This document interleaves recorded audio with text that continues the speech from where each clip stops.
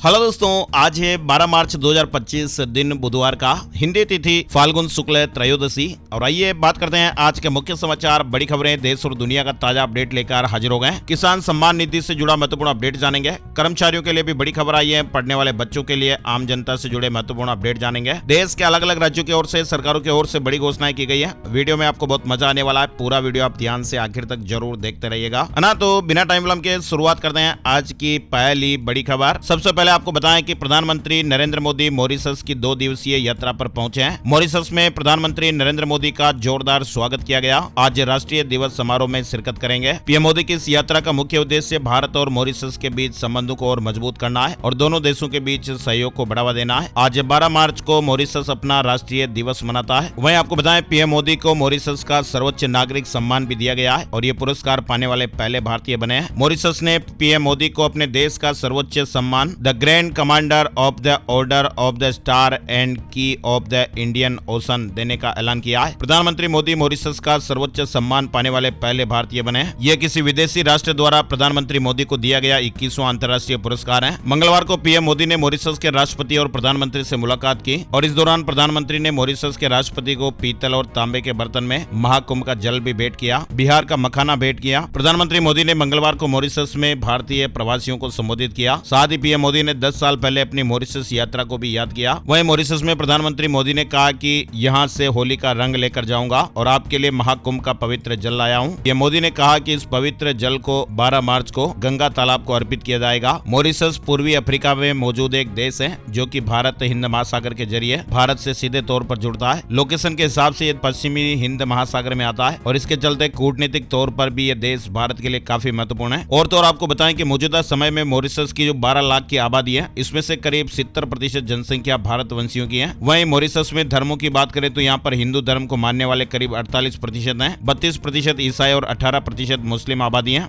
और 1.6% में अन्य धर्म के लोग आते हैं। चलिए खबरों में आगे बढ़ते हैं। बड़ी खबर देखिए, देश में सैटेलाइट से इंटरनेट चलेगा। स्पेस एक्स और एयरटेल में करार हुआ है। जंगल, पहाड़, सब जगह इंटरनेट की सुविधा मिलेगी। यानी टेलीकॉम कंपनी भारतीय एयरटेल जल्द ही हमारे देश में सैटेलाइट इंटरनेट सर्विस उपलब्ध कराएगी और इसके लिए एलन मस्क की कंपनी स्पेस एक्स के साथ करार किया गया है। स्टारलिंक पूरी दुनिया में यूजर्स को हाई स्पीड इंटरनेट देता है और उसके पास पृथ्वी की निचली कक्षा में 7000 से ज्यादा सैटेलाइट का दुनिया का सबसे बड़ा सैटेलाइट नेटवर्क है और दूर दराज के इलाकों में भी तेज इंटरनेट की सुविधाएं स्टारलिंक के माध्यम से मिल पाएगी। एलन मस्क की कंपनी स्पेसएक्स और एयरटेल के बीच करार हो गया है। वही देखिए बड़ी खबर, दुनिया के 20 सबसे प्रदूषित शहरों में से 13 भारत के हैं। ये सूची आप यहाँ पर देख सकते हैं। मेघालय का बर्नी हाट पहले नंबर पर है, दिल्ली का नंबर दूसरे नंबर पर आ रहा है। Swiss air quality technology company IQ air की 2024 की रिपोर्ट में यह जानकारी सामने आई है और इस रिपोर्ट में भारत को दुनिया के सबसे प्रदूषित देशों में 5वां स्थान दिया गया है। वही देखिए महंगाई दर 4% से नीचे रह सकती है। लोन की किस्तें घटने के भी आसार हैं। देशी विदेशी एजेंसियों का यह अनुमान। सस्ते राशन और कर्ज का दौर आ रहा है, यानी देश में महंगाई कम होने के संकेत मिल रहे हैं। फरवरी में रिटेल महंगाई दर जनवरी के मुकाबले कम रह सकती है। सभी श्रेणी की वस्तुओं, खास तौर पर खाने की चीजों के दाम घटने से ये 4% या इससे भी नीचे रह सकती है, जो कि रिजर्व बैंक के टारगेट के भीतर है। पाकिस्तान से बड़ी खबर देखिए, बलूच आर्मी ने पाकिस्तान में एक ट्रेन को हाईजैक कर लिया। 30 सैनिकों की जानें ले ली गई। 214 यात्रियों को बंधक बना लिया गया है और सरकार को अल्टीमेटम दिया कि बलूच कैदियों को 48 घंटे में रिहा किया जाए। दरअसल मंगलवार को यह बड़ा घटनाक्रम देखने को मिला।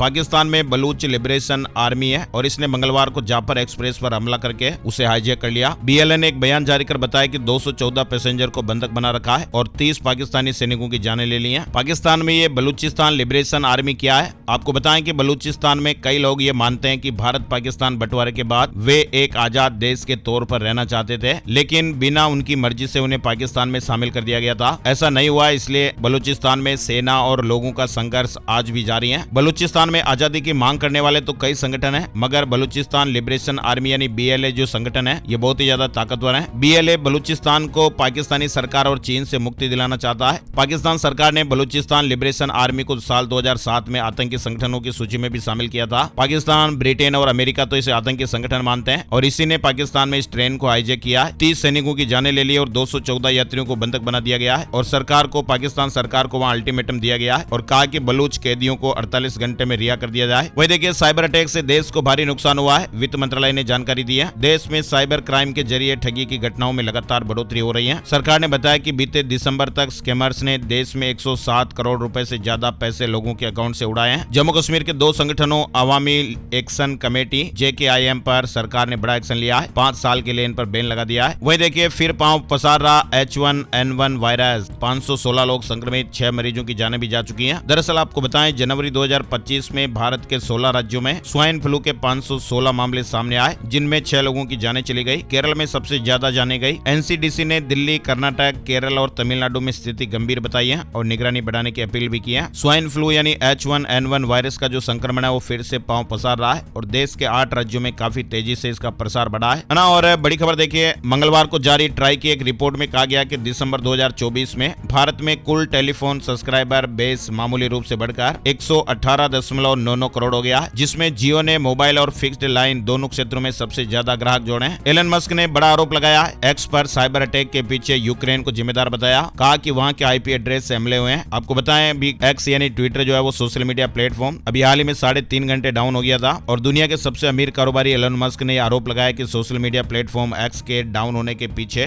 यूक्रेन का हाथ है। सोमवार को एक्स 3 बार डाउन हुआ था। चलिए बड़ी खबर देखिए, टैरिफ वार से जुड़ा हुआ अपडेट है। कनाडा और अमेरिका के बीच टैरिफ वार शुरू हो गया है। ट्रंप ने स्टील और एल्यूमिनियम पर 50% शुल्क लगाने का ऐलान कर दिया है। दुनिया भर के बाजारों में जोरदार गिरावट के बावजूद अमेरिकी राष्ट्रपति डोनाल्ड ट्रंप ने कहा है कि कनाडा से एल्यूमिनियम और इस्पात के आयात पर प्रस्तावित शुल्क को दोगुना किया जाएगा, यानी अब 25% से बढ़कर 50% हो जाएगा। वहीं आपको बताएं यूक्रेन के राष्ट्रपति जेलेंस्की का मिशन, समर्थन और भ्रमण का कार्यक्रम फिलहाल जारी है। अमेरिकी आघात से आहत जेलेंस्की यूरोप के बाद सऊदी अरब पहुंचे। जेलेंस्की की सऊदी अरब वाली मीटिंग की असली कहानी यह है कि एक तरफ सऊदी अरब में वो मीटिंग कर रहे थे, वहीं रूस यूक्रेन युद्ध में ड्रोन वाले बारूदी शोले भी भड़क रहे थे। यूक्रेन ने रूस में 500 ड्रोन से हमला किया। रूस के 10 शहरों में ड्रोन से अटैक किए गए। यूक्रेन ने ये हमले किए हैं। साथ ही गाजा युद्ध विराम के बाद अमेरिका ने कतर और मिस्र के माध्यम से बातचीत करने के बजाय सीधे ही हमास से बातचीत करने की नई रणनीति बनाई है। हमास ने इजरायल पर संघर्ष विराम का उल्लंघन करने का आरोप लगाया है और मानवीय सहायता रोकने की भी उसकी निंदा की है। वहीं बड़ी खबर आ रही है रूस और यूक्रेन युद्ध विराम को लेकर। रूस के साथ 30 दिनों के युद्ध विराम को यूक्रेन तैयार है। अमेरिका ने यह प्रस्ताव दिया था, यानी 3 साल से रूस के साथ चल रहे यूक्रेन युद्ध के बीच मंगलवार को यूक्रेन पहली बार युद्ध विराम के लिए तैयार हुआ है। सऊदी अरब में अमेरिका के साथ वार्ता के दौरान यूक्रेन ने रूस के साथ 30 दिनों तक युद्ध विराम पर सहमति जताई है। अमेरिकी विदेश मंत्री मार्को रूबियो ने कहा कि अब यह प्रस्ताव लेकर रूस के पास जाएंगे और इसका फैसला मॉस्को को करना है। युद्ध विराम लागू करने के अमेरिकी प्रस्ताव से यूक्रेन सहमत हो गया है और यूएस फिर से अब सुरक्षा सहायता शुरू करेगा, ऐसे अपडेट भी है। यूक्रेन के लिए राहत की खबर ही है। चलिए बड़ी खबर देखिए, वन नेशन वन इलेक्शन से जुड़ा अपडेट है। जेपीसी की बैठक में कानूनी पहलुओं पर चर्चा हुई है। वहीं कांग्रेस ने बिल की वैलिडिटी पर सवाल खड़े किए हैं। एक देश एक चुनाव पर बनी संयुक्त संसदीय समिति यानी जेपीसी की मंगलवार को बैठक हुई। अगली बैठक अब 17 मार्च को होगी। आयुष्मान योजना कैंसर मरीजों के लिए कैसे काम आ रही है, स्वास्थ्य मंत्री जेपी नड्डा ने जानकारी में बताया। केंद्रीय स्वास्थ्य मंत्री जेपी नड्डा ने आयुष्मान भारत योजना के तहत 2025-26 तक 200 डे कैंसर केयर सेंटर खोलने की घोषणा की है। बाद में सभी जिलों में से केंद्र स्थापित किए जाएंगे और ये योजना कैंसर के इलाज की पहुंच और स्क्रीनिंग में तेजी लाएगी। केंद्रीय स्वास्थ्य मंत्री जेपी नड्डा ने मंगलवार को आयुष्मान भारत योजना को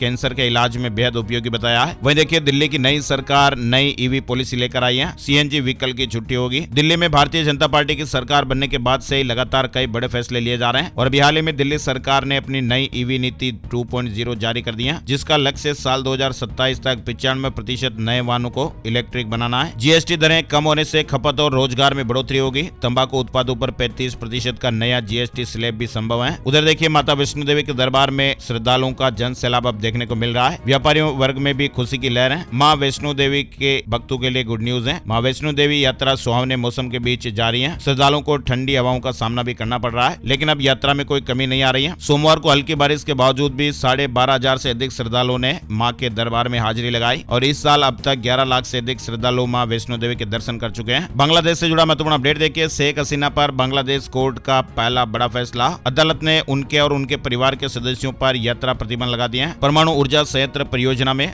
59,000 करोड़ टका की हेराफेरी का आरोप है। वही देखिए बांग्लादेश में यूनूस सरकार के खिलाफ प्रदर्शन नहीं थम रहा है। अब हजारों महिलाएं सड़कों पर उतर आई हैं। बांग्लादेश में यूनूस सरकार के खिलाफ महिलाएं सड़कों पर विरोध प्रदर्शन कर रही हैं। और केंद्रीय गृह मंत्री अमित शाह ने कहा कि 10,500 से ज्यादा उग्रवादी हथियार डालकर मुख्य धारा में शामिल हुए हैं। और तो और अब हमारे देश में घुसपैठियों की खैर नहीं, पुराने 4 कानून खत्म होने जा रहे हैं और नया बिल आने वाला है और इस बिल का नाम इमिग्रेशन एंड फॉरेन बिल 2025 रहेगा। और इस बिल के लागू होने के बाद भारत में रह रहे अवैध विदेशी नागरिकों के खिलाफ भी कड़ी कार्रवाई की जा सकेगी। घुसपैठ को रोकने में भी मदद मिलेगी। सख्त सजा के प्रावधान किए गए हैं। और आरबीआई से जुड़ा एक जरूरी अपडेट भी आ रहा है। भारतीय रिजर्व बैंक यानी यानी आरबीआई ने मंगलवार को कहा कि वे जल्द ही गवर्नर संजय मल्होत्रा के हस्ताक्षर वाले 100 रुपए और 200 रुपए के बैंक नोट जारी करेगा। इसके अलावा आरबीआई ने एक बयान में बताया कि 50 रुपए के सभी पुराने नोट वैध मुद्रा बने रहेंगे। 50 रुपए के नए नोट बाजार में आ जाने के बाद भी जो 50 रुपए के सभी पुराने नोट है वो भी चलते रहेंगे, वैध मुद्रा बने रहेंगे। क्रिप्टो करेंसी बिटकॉइन से जुड़ा अपडेट देखिए। दुनिया की सबसे बड़ी क्रिप्टो करेंसी में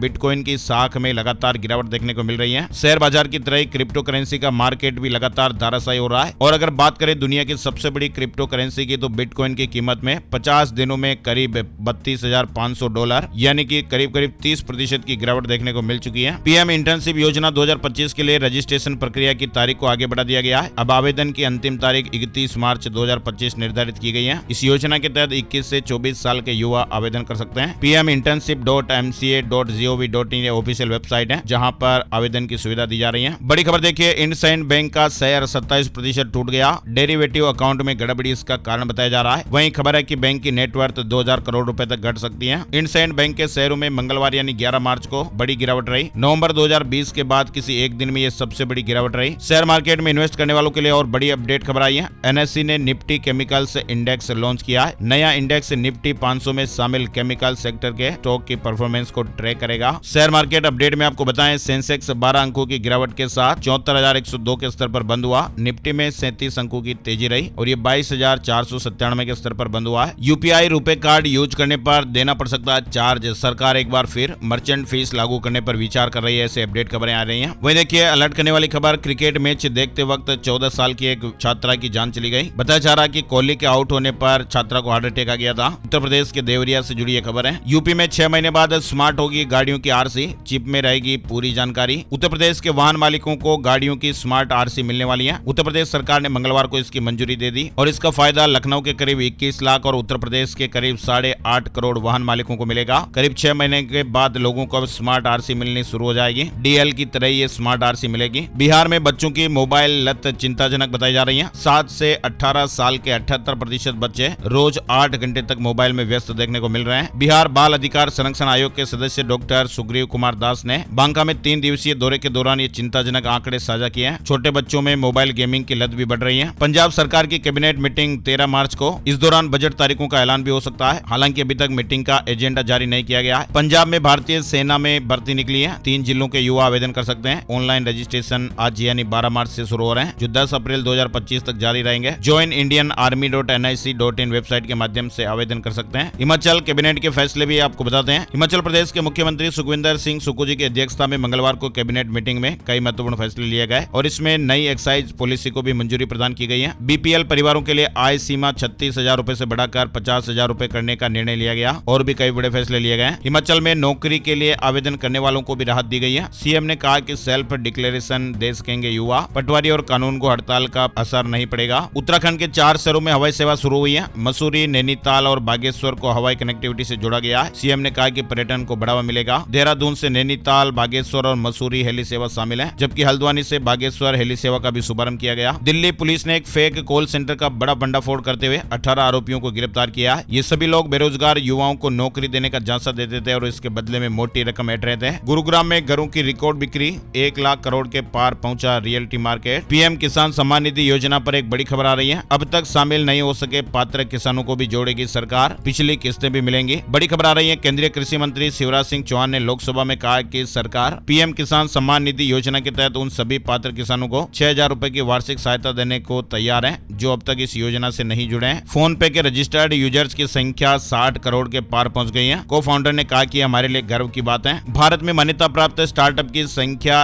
1,61,000 पर। सरकार ने इस साल 31 जनवरी तक 1,61,150 इकाइयों को स्टार्टअप के रूप में मान्यता दी है। इस तरह की जानकारी मंगलवार को संसद को दी गई। उत्तर प्रदेश बोर्ड की परीक्षा के दौरान हार्ट अटैक से कक्ष निरीक्षक की जान चली गई। यूपी बोर्ड के हाई स्कूल परीक्षा के दौरान यह दुखद घटना घटी है। यहाँ पर एक कक्ष निरीक्षक की ड्यूटी के दौरान हार्ट अटैक से जान चली गई। झारखंड में अब सीधे ही सोमवार को खुलेंगे दफ्तर। होली की छुट्टी बढ़ गई है। झारखंड सरकार ने होली के अवसर पर शनिवार को भी सार्वजनिक अवकाश घोषित किया है। भले ही अवकाश शुक्रवार को दिया जाना था, लेकिन कुछ बैंक प्रतिनिधियों के अनुरोध पर इसे शनिवार तक बढ़ा दिया गया है। यानी अब राज्य में गुरुवार, शुक्रवार, शनिवार और रविवार को अवकाश रहेगा और सरकारी दफ्तर सीधे ही सोमवार को खुलेंगे। हरियाणा में आंगनबाड़ी के खाली पदों को भरने की तैयारी में सरकार। हरियाणा में चल रहे आंगनबाड़ी केंद्रों में इस समय कर्मचारियों के सैकड़ों पद रिक्त पड़े हैं। राज्य सरकार केंद्र की गाइडलाइन के अनुसार अब इन पदों को भरने के लिए नियमावली तैयार कर रही है। हरियाणा में किसान भाइयों के लिए खबर आ रही है। 15 मार्च से सरसों की खरीद शुरू हो जाएगी। सरकार ने 15 मार्च से सरसों की सरकारी खरीद शुरू करने के आदेश दे दिए हैं। बिहार सरकार ने स्कूलों के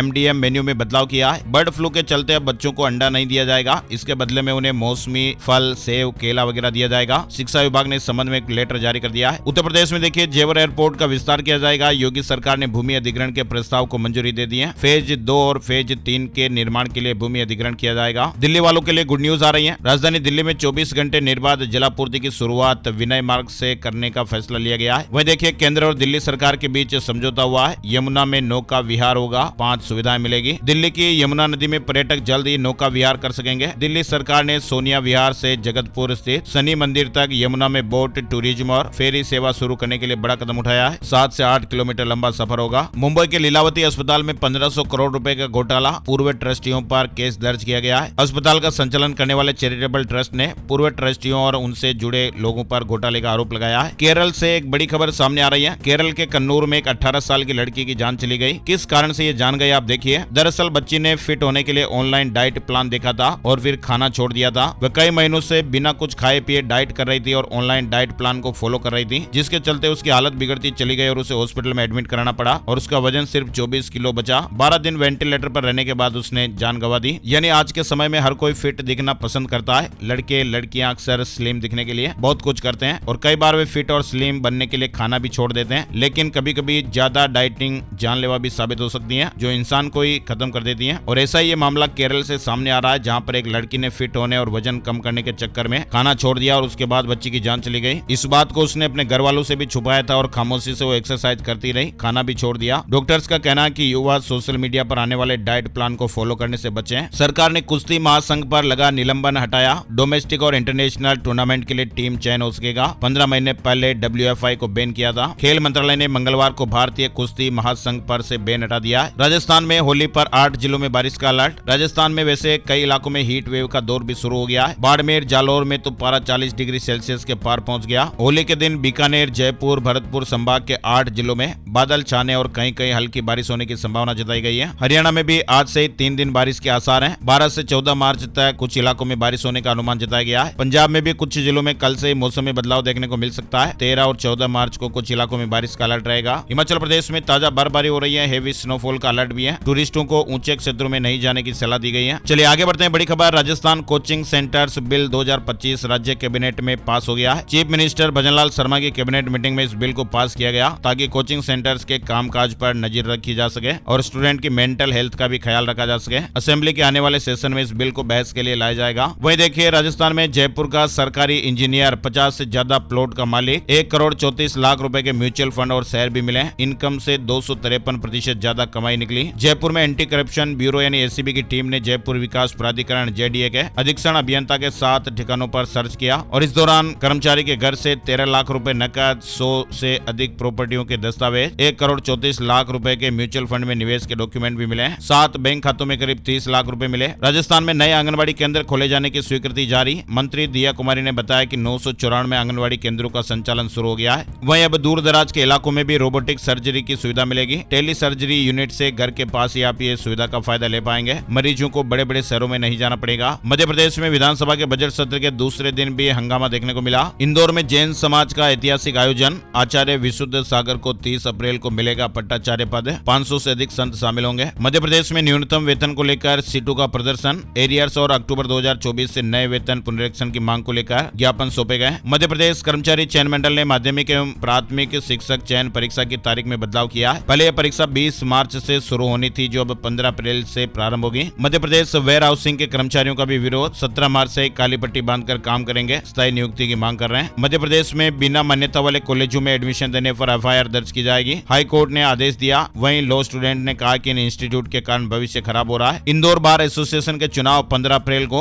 9 अप्रैल को नामांकन पत्रों की जांच होगी। 4000 से ज्यादा वोटर्स मतदान करेंगे। वहीं बड़ी खबर आ रही है, नेशनल टाइगर कंजर्वेशन अथॉरिटी ने 2026 में होने वाली अगली बाघ गणना की तैयारियां शुरू कर दी हैं। बाघ गणना हर 4 साल में होती है। पिछली गणना 2022 में हुई थी। मध्य प्रदेश में आउटसोर्स अस्थायी व्यवस्था को खत्म करने का संकल्प लेकर इस संवर्ग के 10 लाख कर्मचारी अगले विधानसभा सत्र से पहले क्रांति आंदोलन करेंगे। 15 अप्रैल से प्रदेश भर में रैलियां और ज्ञापन देने का सिलसिला शुरू होने वाला है। छत्तीसगढ़ के 72 लाख परिवारों को 2018 2028 तक फ्री चावल की सुविधा मिलेगी। मंत्री जी ने बताया कि इस योजना को बढ़ाकर दिसंबर 2028 तक कर दिया गया है। प्रयागराज में गृह कर बकायेदारों की प्रॉपर्टी कुर्क की जाएगी। नगर निगम ने सूची तैयार की है। बिहार पुलिस में सिपाही के 19,838 पदों के लिए भर्ती, 6,017 पद महिलाओं के लिए रिजर्व है। 18 मार्च से 18 अप्रैल तक आवेदन किए जा सकेंगे। बिहार में चुनाव से पहले 52,525 अफसरों की नियुक्ति होगी। 12,000 से ज्यादा BSSC तो 16,513 अधिकारी BPSC से बहाल होंगे। आइए अब आपको बताते हैं gold price today, silver price today, सोने चांदी के भाव। सोने के दामों में बढ़ोतरी हुई है, चांदी के दामों में कमी आई है। 10 ग्राम 24 कैरेट सोने का दाम 92 रुपए बढ़कर 86,024 रुपए पर पहुंच गए। 1 किलो चांदी की कीमत 8 रुपए घटकर 96,624 रुपए प्रति किलो पर आ गई। तो ये थे दोस्तों आज के मुख्य समाचार, बड़ी खबरें, हेडलाइंस और सुर्खियां अपडेट। ऐसी ताजा खबरों का वीडियो हर रोज आपको मिलता रहेगा। इस वीडियो को आप लाइक जरूर कीजिएगा। फेसबुक और व्हाट्सएप पर भी इस वीडियो को आप जो मोबाइल के बीच में शेयर वाला बटन दिख रहा है, इसे आप जरूर दबाइए, शेयर कर दीजिए फेसबुक और व्हाट्सएप पर। और आपके कोई सुझाव और प्रतिक्रिया है तो कमेंट करके जरूर बताइएगा। एक और नई जानकारी और अपडेट वीडियो में फिर मिलते हैं, तब तक के लिए जय श्री राम, जय हनुमान।